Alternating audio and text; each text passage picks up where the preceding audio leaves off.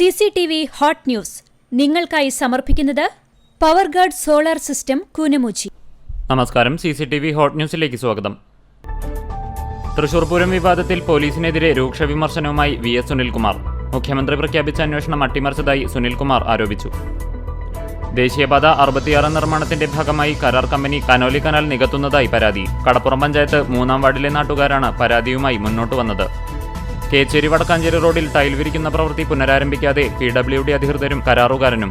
ഓണക്കാലത്ത് കച്ചവട സ്ഥാപനങ്ങളിലേക്ക് ഉപഭോക്താക്കൾക്ക് എത്താൻ കഴിയാത്ത സാഹചര്യമുണ്ടാകുന്നുവെന്ന് ചൂണ്ടിക്കാട്ടി വ്യാപാരികൾ പ്രതിഷേധിച്ചതോടെ നിർത്തിവെച്ച നിർമ്മാണ പ്രവൃത്തിയാണ് ഇനിയും പുനരാരംഭിക്കാത്തത്.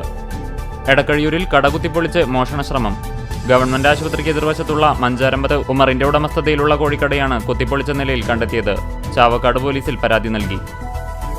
മാലിന്യശേഖരണ പ്രവർത്തനങ്ങൾക്കിടെ കുന്നംകുളം നഗരസഭയിലെ ഹരിതകർമ്മസേനാംഗങ്ങളെ അസഭ്യം പറഞ്ഞ് അധിക്ഷേപിച്ചതായി പരാതി.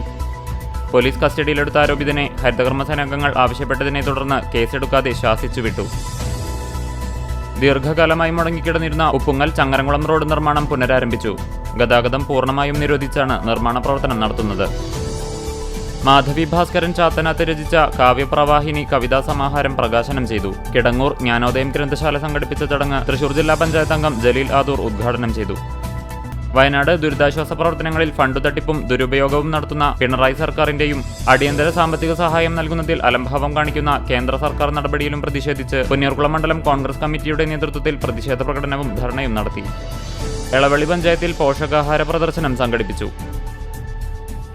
കേച്ചേരി അൽ അമീൻ ഹയർ സെക്കൻഡറി സ്കൂളിലെ 1984-85 SSLC ബാച്ചിന്റെ മെഗാസംഗമം ഞായറാഴ്ച നടക്കുമെന്ന് ഭാരവാഹികൾ വാർത്താസമ്മേളനത്തിൽ അറിയിച്ചു.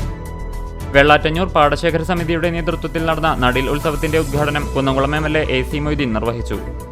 ടൂർണമെന്റ് അപ്ഡേറ്റ്സ് 7 ഇൻസ്റ്റഗ്രാം പേജ് ഫുട്ബോളിൽ മികവ് പ്രകടിപ്പിക്കുന്ന കുട്ടികൾക്ക് പിന്തുണയുമായി 100 ബൂട്ടുകൾ വിതരണം ചെയ്തു. CCTV ഹോട്ട് ന്യൂസ് നിങ്ങൾക്കായി സമർപ്പിക്കുന്നത് പവർഗാർഡ് സോളാർ സിസ്റ്റം കൂനമുച്ചി. ഇതോടെ CCTV ഹോട്ട് ന്യൂസ് സമാപിക്കുന്നു. കൂടുതൽ വാർത്തകൾക്കും വിശേഷങ്ങൾക്കും ഞങ്ങളുടെ web page, YouTube channel, Facebook page എന്നിവ സന്ദർശിക്കുക. തത്സമയ വാർത്തകൾക്കായി www.cctv.online.tv സന്ദർശിക്കുക. നമസ്കാരം.